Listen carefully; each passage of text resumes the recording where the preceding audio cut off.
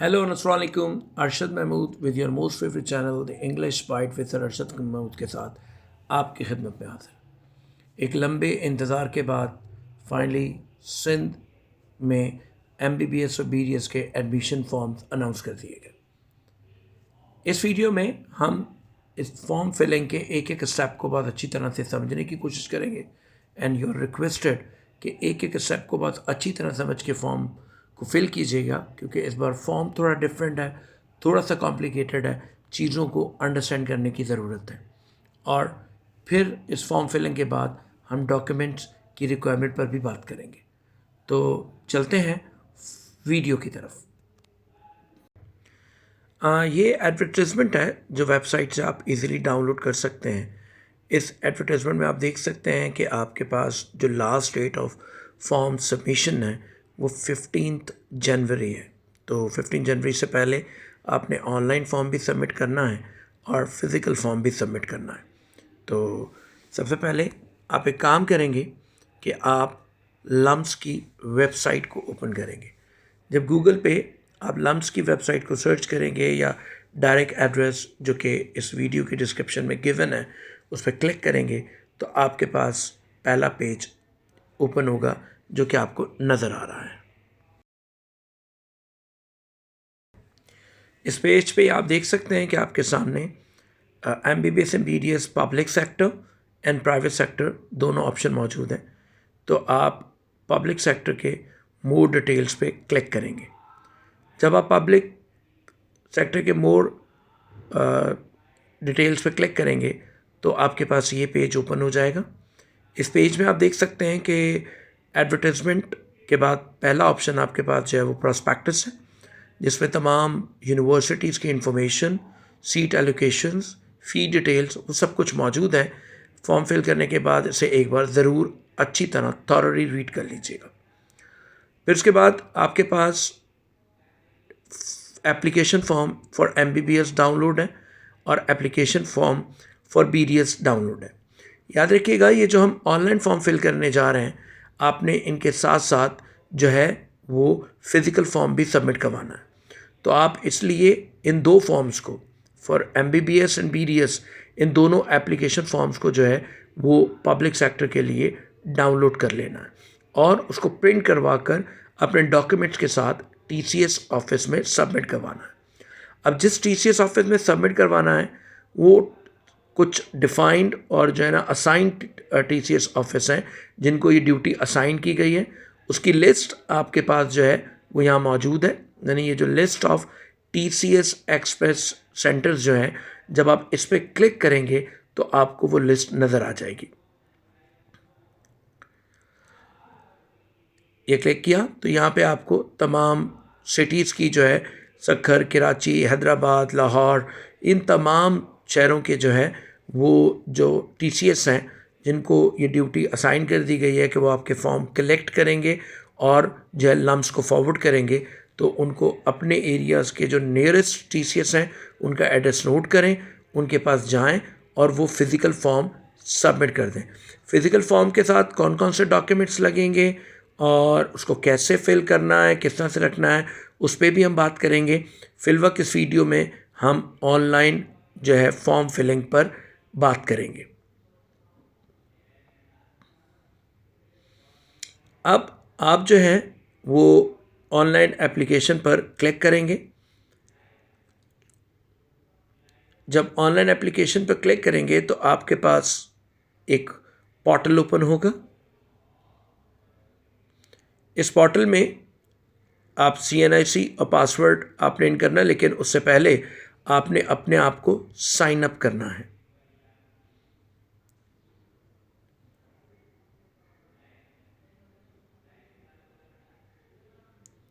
Sign up पे click करेंगे। Sign up पे क्लिक करेंगे तो आपके पास एक रजिस्ट्रेशन फॉर्म ओपन होगा।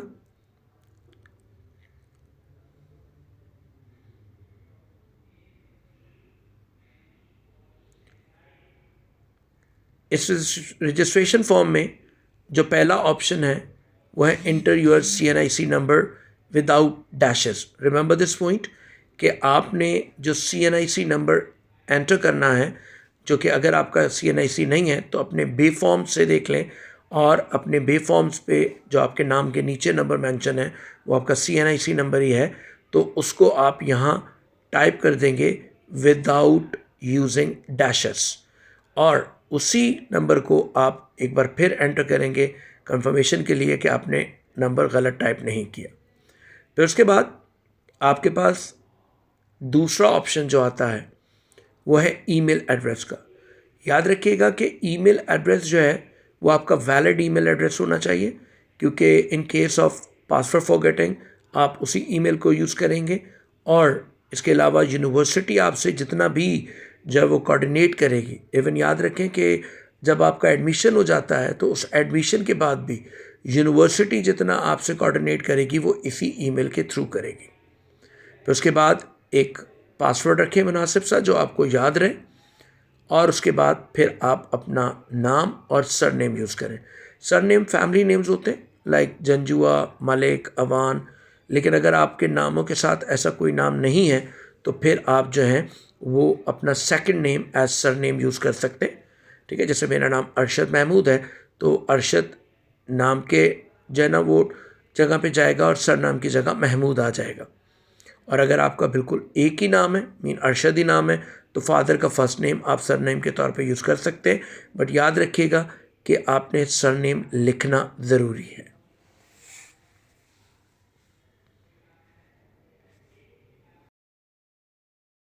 तमाम इन्फॉर्मेशन अच्छी तरह चेक करके डालिएगा और उसके बाद साइन अप पे क्लिक कीजिएगा।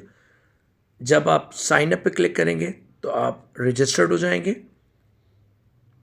और उसके बाद आपके पास आपके पोर्टल का डैशबोर्ड ओपन हो जाएगा। इस डैशबोर्ड पे लेफ़्ट साइड पे अगर आप देखेंगे तो आपके पास सारी जो है ना स्टेप बाय स्टेप जो है ना वो डिटेल्स मौजूद हैं।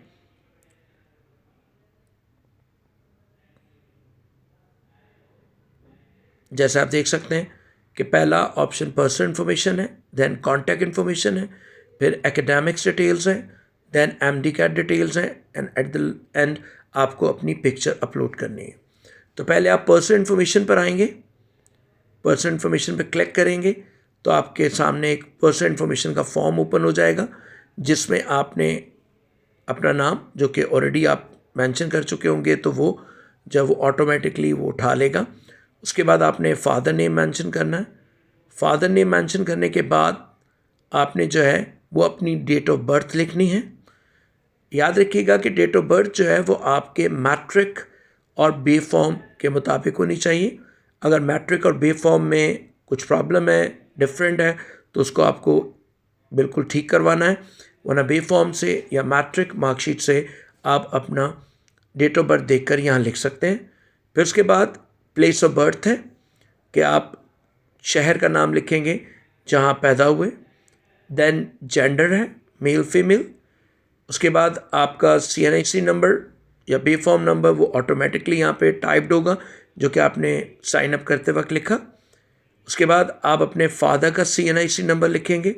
याद रखिएगा यहाँ फादर का ही CNIC नंबर लिखना है। अगर जो है अगर आप गार्डियन लिखना चाह रहे हैं तो गार्डियन का यहाँ CNIC नंबर नहीं लिखना, यहाँ आपने फादर ही का CNIC नंबर लिखना है।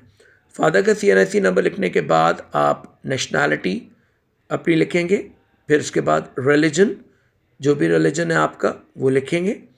रिलीजन लिखने के बाद आप अपना डिस्ट्रिक्ट और डोमिसाइल PRC कैंडिडेट का है। याद रखिएगा कि आपका डोमिसाइल का जो है वो और PRC का डिस्ट्रिक्ट क्या है, कराची है या कहीं और से आप हैं तो जो भी आपके पास है उसे लिख सकते हैं। फिर आप प्रोविंस सेलेक्ट करेंगे कि आप सिंध से हैं, पंजाब से हैं, कौन से प्रोविंस से हैं। उसके बाद आप डिस्ट्रिक्ट ऑफ डोमिसाइल फादर्स का करेंगे। ठीक है, अगर फादर का अवेलेबल नहीं है, गार्डियन का देना चाह रहे हैं तो आप दे सकते हैं, लेकिन गार्डियन के देने में जो है वो कुछ क्लॉजेस हैं, उन पर हम बात करेंगे। फिर उसके बाद आप हाफिज़ कुरान हैं या नहीं, डिसेबिलिटी है या नहीं, ये करने के बाद इसको सेव कर देंगे। इस सेव करने के बाद फिर आपके पास दूसरा स्टेप जो आता है वो कॉन्टैक्ट इन्फॉर्मेशन आती है, जिसमें आप अपना परमानेंट एड्रेस लिखेंगे, प्रेजेंट एड्रेस लिखेंगे, और आप अपना सेल फोन लिखेंगे और व्हाट्सएप नंबर लिखेंगे। अगर आप इसको गौर से देखें तो आप देख रहे होंगे कि मोबाइल नंबर पे सामने स्टारिक नहीं है, मतलब वो ऑप्शनल फील्ड है, लेकिन व्हाट्सएप नंबर के सामने स्टारिक लगा हुआ है, तो दैट्स मीन इट्स मैंडेटरी। यानी अगर आप सेल नंबर मेंशन नहीं भी कर रहे तो कोई मसला नहीं, लेकिन आपको व्हाट्सएप नंबर ज़रूर मेंशन करना होगा।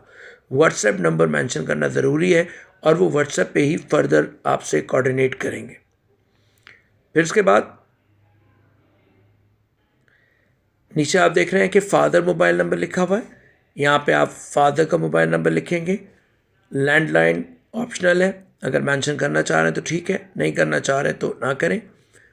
कॉन्टैक्ट इन एमरजेंसी, जो कि एग्जैक्टली फादर या ब्रदर में से किसी का नाम या मदर का भी लिख सकते हैं, जिनको भी आप चाहते हैं कि अगर in case of emergency university contact करना चाह रही है या आपसे कांटेक्ट नहीं हो पा रहा तो यूनिवर्सिटी किसी और नंबर पे कांटेक्ट करे, तो उसका नाम, उसकी कांटेक्ट डिटेल्स और उसके साथ आपका रिलेशन, ये सब कुछ लिखकर आप इस फॉर्म को सेव करेंगे, तो इस तरह से आप नेक्स्ट स्टेप की तरफ बढ़ जाएंगे। नेक्स्ट स्टेप एकेडमिक्स है। एकेडमिक्स में आपने मैट्रिक और ओ लेवल की डिटेल मेंशन करनी है। अगर आप मैट्रिक सिस्टम से हैं तो मैट्रिक मार्कशीट की सारी डिटेल मेंशन करेंगे, और अगर आप ओ लेवल सिस्टम से हैं तो ओ लेवल की आप जो भी आपके पास ट्रांसक्रिप्ट है आप उसकी इन्फॉर्मेशन लिखेंगे, जिसमें आप देख रहे हैं पहला ऑप्शन सीट नंबर है, सेकंड पासिंग ईयर है, थर्ड नेम ऑफ बोर्ड है, और देन आपके पास टोटल मार्क्स ऑब्टेन्ड हैं कि आपने कितने मार्क्स ऑब्टेन किए हैं, और फिर आपके टोटल मार्क्स कितने थे मीन आउट ऑफ जो है, और आप अपना ग्रेड और डिवीज़न मेंशन कर देंगे, और एग्जैक्टली एनुअल और सप्ली जिस फॉर्मेट में भी आपने इसको पास किया है उस फॉर्मेट को लिख देंगे।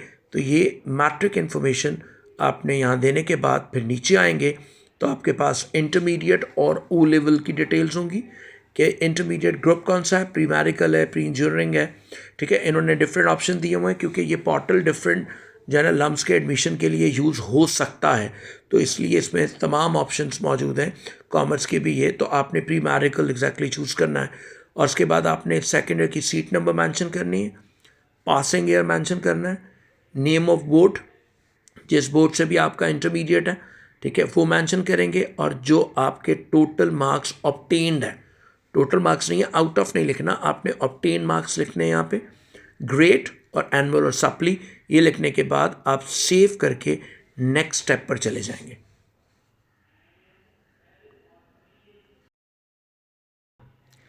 नेक्स्ट स्टेप जो है एमडी कैट इन्फॉर्मेशन है।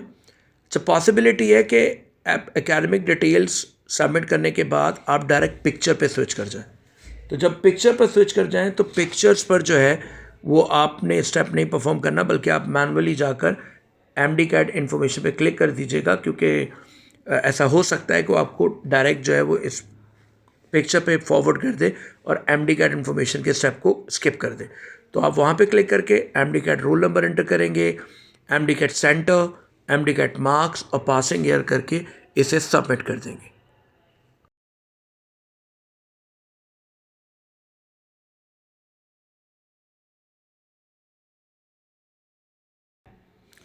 उसको सबमिट करने के बाद आप पिक्चर के ऑप्शन पे दोबारा जाएंगे, अपनी प्रॉपर पिक्चर अपलोड करेंगे जो 500 KB से कम होनी चाहिए, ऊपर मेंशन है, ठीक है। इस फाइल का साइज़ का ख्याल रखिएगा, अगर ज़्यादा हो तो उसे रिड्यूस कर लें, ऑनलाइन बहुत सारी रिसोर्सेज हैं जिससे साइज़ रिड्यूस हो जा सकता है, किया जा सकता है, तो वो रिड्यूस करके आप अपनी प्रॉपर पिक्चर यहाँ अपलोड कीजिएगा, और पहले चूज़ करेंगे, चूज़ करने के बाद उसे अपलोड इमेज करेंगे, अपलोड करने के बाद आप डैशबोर्ड पे वापस चले जाएंगे।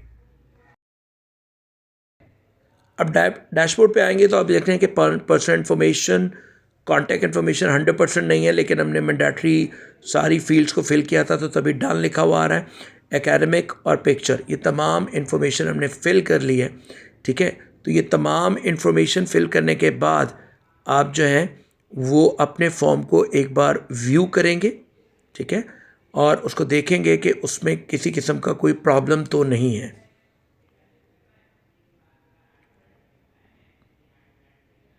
ठीक है। फॉर्म को व्यू करने के बाद आप देख रहे हैं कि प्रीव्यू एंड सबमिट डिक्लेरेशन का ऑप्शन है, इस पर क्लिक करना लाजिम है। जब इस ऑप्शन पे क्लिक करेंगे सबमिट एंड डिक्लेरेशन और प्रीव्यू के ऑप्शन पे, तो आपके पास आपका फॉर्म ओपन हो जाएगा।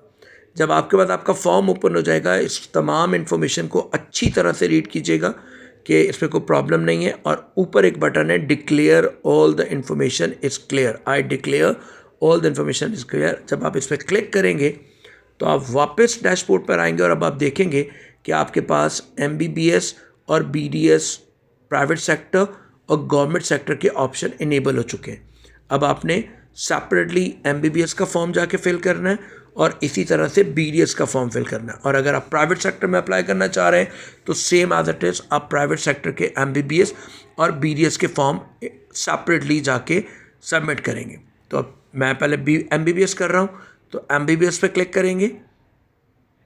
MBBS पे क्लिक करेंगे तो ये फॉर्म आपके पास ओपन हो जाएगा, जिसमें आपसे वो इंटरमीडिएट के सब्जेक्ट वाइज मार्क्स ले रहा है।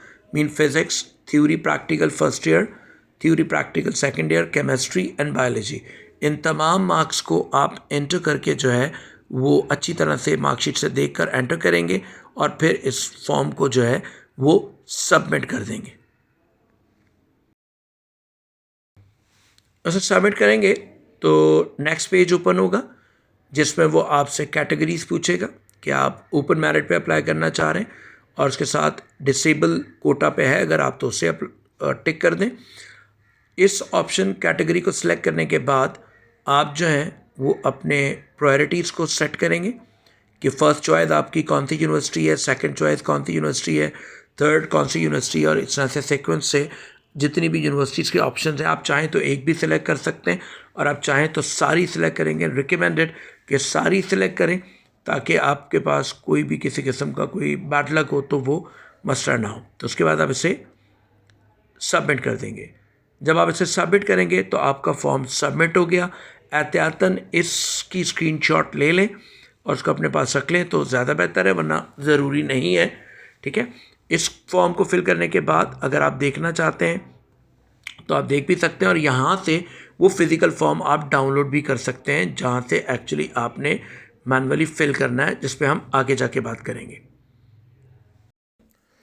अब जब आप डैशबोर्ड पे वापस आएंगे तो आप देखेंगे कि MBBS का फॉर्म फिल हो चुका है।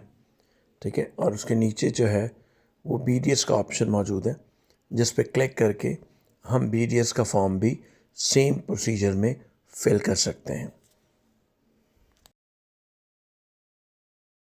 BDS और MBBS दोनों फॉर्म सबमिट हो चुके हैं और अब अगर आप चाहें तो प्राइवेट सेक्टर का भी फॉर्म जो है वो सबमिट कर सकते हैं अगर आप प्राइवेट सेक्टर में अप्लाई करना चाह रहे हैं। और अगर अप्लाई करना चाह रहे हैं तो याद रखिएगा ये फॉर्म फिल करना लाजिम है। अब आप लॉग आउट करें और आपका ये फॉर्म कंप्लीट हो चुका है। फर्दर प्रोसीजर, आपने जो है वो जो PDF डाउनलोड की हार्ड कॉपीज़ की उनको जो है वो प्रिंट आउट लेना है और उनको फिल करना है। तो अगली वीडियो में जो होपफुली विद इन 2 और 3 आवर्स मैं कोशिश करूँगा कि अपलोड कर दूँ, जिसमें मैं आपको पूरा प्रोसीजर समझाऊँगा कि आप MBBS और BDS के फ़िज़िकल फॉर्म कैसे फिल करेंगे, उनके साथ डॉक्यूमेंट कैसे अटैच करेंगे और TCS की फ़ीस क्या होगी, उस फॉर्म की फ़ीस क्या होगी और वो सारी चीज़ें जो है वो किस तरह TCS में जाके सबमिट करनी है। तो होपफुली ये वीडियो में आपको एक एक स्टेप बहुत अच्छी तरह से समझ आ गया होगा। अगली वीडियो में जिसमें हम फिज़िकल फॉर्म फिल करेंगे, जल्द आपसे मुलाकात होगी। अपना बहुत सारा ख्याल रखिएगा। Best of luck. अल्लाह हाफ़िज़।